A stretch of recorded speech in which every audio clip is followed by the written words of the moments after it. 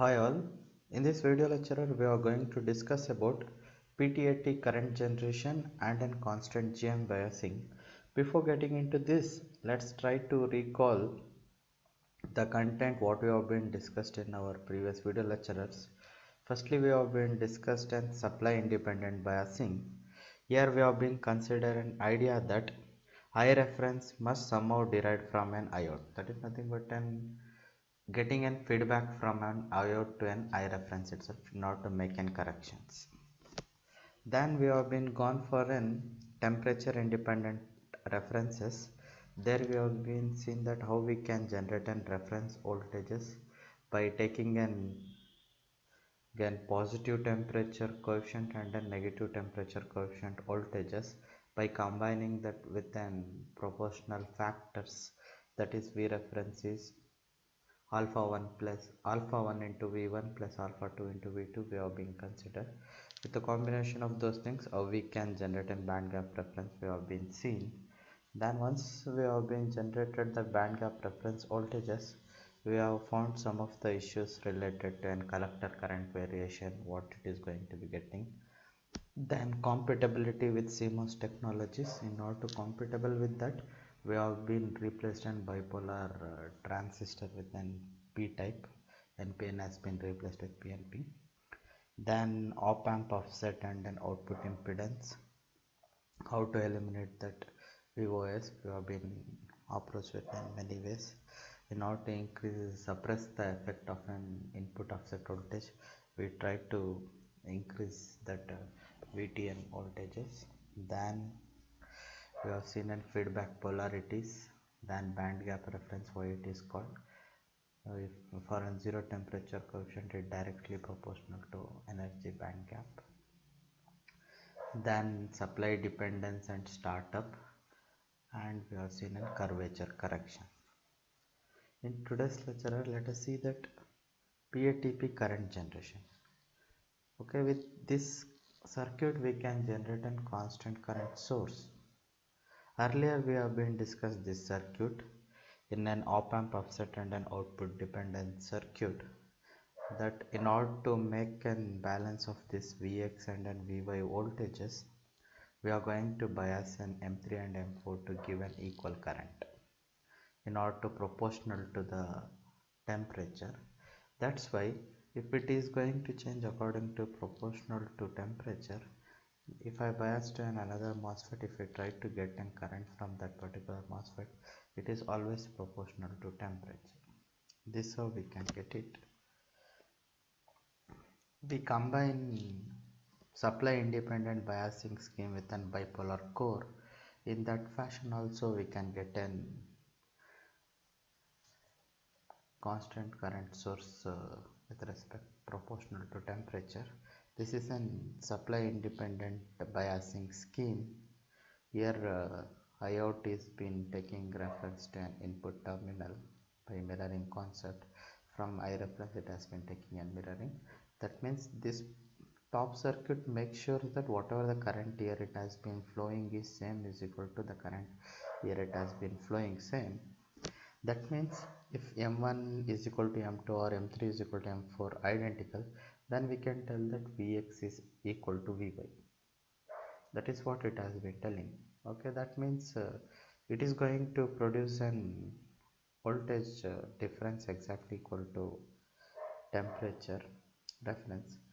With that help, the biasing can be taken to an M5 register so that it is going to give a constant current source. That is what here we have been telling. M1 is exactly equal to M2 and M3 equal to M4. Then we can tell ID1 is equal to ID2. Then I can simply tell that the current flowing through this one is Vt ln n by R1. Okay, this circuit concept we have been discussed in this circuit in earlier video lecturer. In practice, due to the mismatch between this transistor M1 and M2 and all those things, then the temperature coefficient of R1, the variation of ID phi, the deviates from an ideal equation. That is nothing but due to this mismatch in this supply independent biasing scheme, there may be a chances of deviating this PTAT current source from an ID5. Okay, here we are been getting a drain current 5. There may be a chances of an deviating. Now let us see the generation of temperature independent voltage. How we can generate a temperature independent voltage? Earlier for our previous circuit we can just modify little bit by adding another one bipolar transistor with Q3 and resistor R2. By taking the output voltage across this terminal, we can tell that it is going to generate an temperature independent voltages. This side circuit is everyone knows. The thing is, as earlier we are going to take that M1 is equal to M2 and this M3, M4 and M5 are identical. Then simply the output can be given as V reference is equal to VBE voltage drop here 3 plus R2 by R1 into VT logarithmic N. Okay, earlier you know that V reference you are going to take it as an VBE voltage drop plus VT logarithmic N. Then in order to satisfy those things we are going to take a combination of the rest. This expression is going to give a temperature independent voltages. That means we can simply tell that dou V ref by dou T is equal to 0. Okay. In reality, mismatch of the PMOS devices introduces an. You know that what kind of a mismatch you can get through an MOSFET, that may be due to channel length variation or some due to threshold voltage mismatch or those kind of things. Now let us see the constant GM biasing. Before getting into that one, the transconductance of MOSFET plays a critical role in analog circuits. You know that it depends on noise, small signal gain and speed and those things. But it is often desirable to bias a transistor such that the transconductance doesn't depend on temperature, process and supply voltage.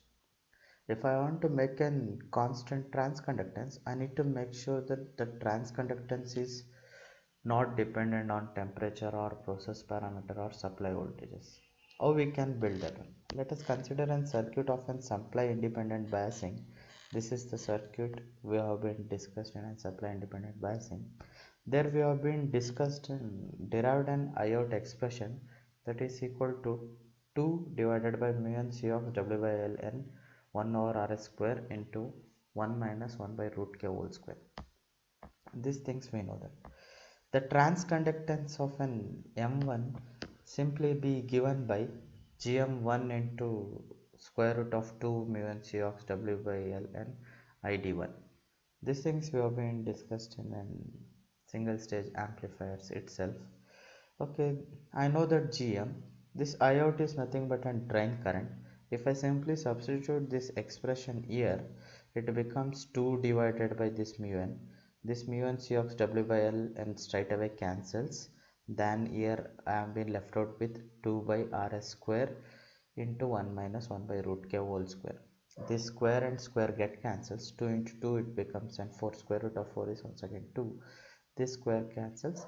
I have been only left out with 2 by Rs into 1 minus 1 by root k. By seeing this expression, I can tell that it is independent of supply voltage and MOS device parameters. That means now we are being getting a constant GM. In reality, the value of Rs does vary with the temperature and process need to be considered. Any of these mu and Cox we have been eliminated, but this Rs should be independent of temperature. That need to be taken into consideration. Now let us see the constant GM biasing by means of a switched capacitor resistor.